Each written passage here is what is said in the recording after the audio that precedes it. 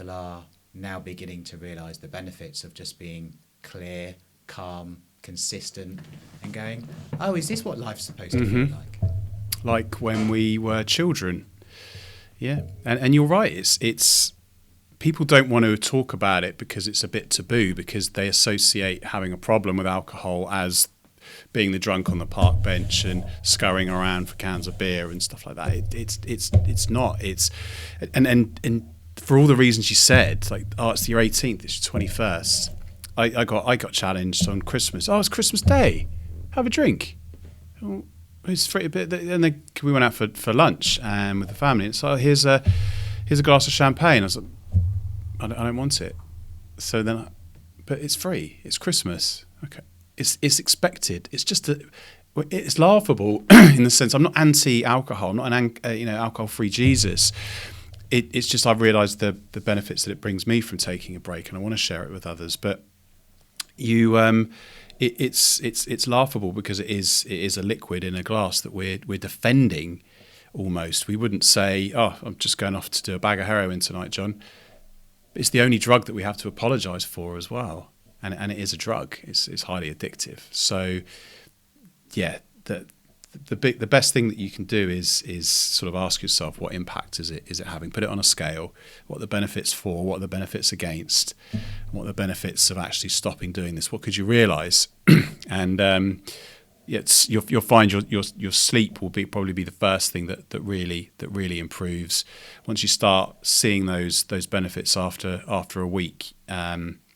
You definitely question going back. But to your point with our profession, it's a coping mechanism to deal with the stress. So then it's asking ourselves that question and allowing ourselves to feel and ask, why am I feeling stressed? What's a better way to be able to deal with this? And that could be exercise. It could be getting out in nature. It could be cooking, whatever gets you in that state of flow to release that. Even a few short deep breaths are scientifically proven to release and reduce stress. So since you've cut back on alcohol as part of your journey, how often are you now feeling your best because of that? And also, how does that impact how you show up just in yourself and for the people around you? What do you think the impact of that has been? Massive for me. Excuse me. No bullshit. I feel I wake up every single day with energy. Excuse me. Okay. With energy and excitement for the day ahead. I wake up how I'm supposed to feel. Is there ambivalence sometimes? Like, sure, it's some days during the summer. It's that old sort of emotion that you've got tied, that sort of pathway that habit pathway that you've got, that neurological link to happy times with your friends and family or whatever. But bringing it back, it's like, well, no, I don't want to feel like that after a couple of sticky pints in the sun. But for me, it's the confidence, as I said earlier, in the man that I see in the mirror. I can look myself in the eye and I'm proud of who I see. It's having that energy and excitement to attack the day. That comes from a really good night's sleep, from you can check your heart rate monitor as well, the nights you have a drink and that you don't, and how it impacts REM, appetite, energy, so I've said excitement, your mood with other people. My relationships are so much stronger personally, and people are closest to me have said how proud they are.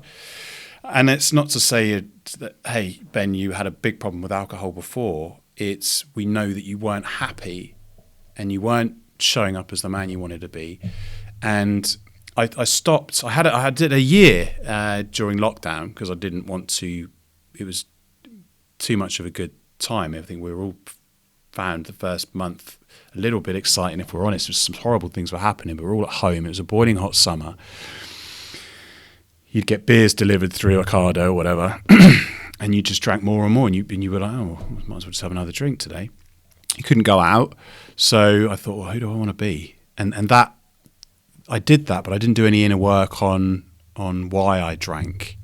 So I went back to it thinking I could control it, and I went back to my ways, and So this time was slightly different, and I did do that midway through, about a third of the way through the year, before I left my corporate job, and that, to be able to, even just the commute and waking up on a Monday was you're able to deal with that. You're able to deal with objections and challenges. You're able to challenge more as well and look people in the eye and actually feel like you belong at the table and you are offering value. That's super important around building your self-esteem and your confidence to step into that person and not be a shadow of the person that you know you could be. So, yeah. I know the answer to this, but I'm going to ask it. Do you think alcohol was holding you back? I know so. Yeah.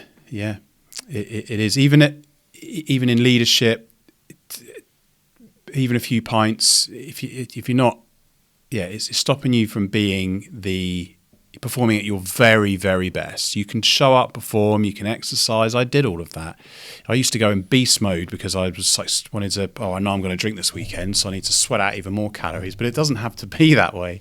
So it does limit you. And if you don't have to have a problem with alcohol, but you will know in yourself if it's holding you back.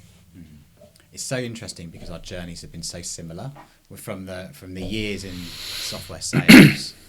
But also I had a very similar mindset, which was when I was doing CrossFit and I was drinking, is that I'd think, well, I know on Saturday I'm going to do a WOD, workout of the day, for an hour. Mm-hmm. I'm going to kill it. Right. I'm going to kill myself. I'm going to kill it at the same time. And then it's okay because then I'm going to have a few glasses of wine in the evening. And then the next day I wouldn't quite perform as well, but I'd turn up and I'd do the thing. And training was always the consistent piece, but I would train despite having a poor night's sleep. I would train despite probably not eating the best diet.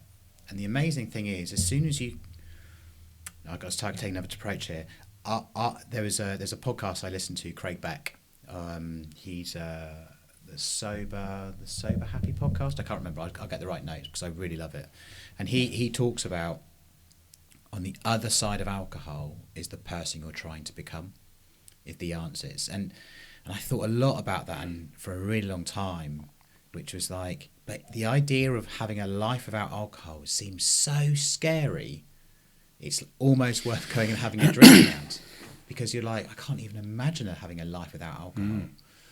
And it's just, the idea of not having a drink is just so horrific. And I think that's what holds people back. Yeah. But the only thing that kept me going was this continuous conversational dialogue that's going on with some people, some influencers in this space, going, you're going to find your best self over here if you give yourself the chance to find it. And, without question, I found that last year when I really cut back. I went 10 months without drinking alcohol, and I just couldn't believe the difference of who I was, but also I'd done some of the inner work of who I am, how I feel.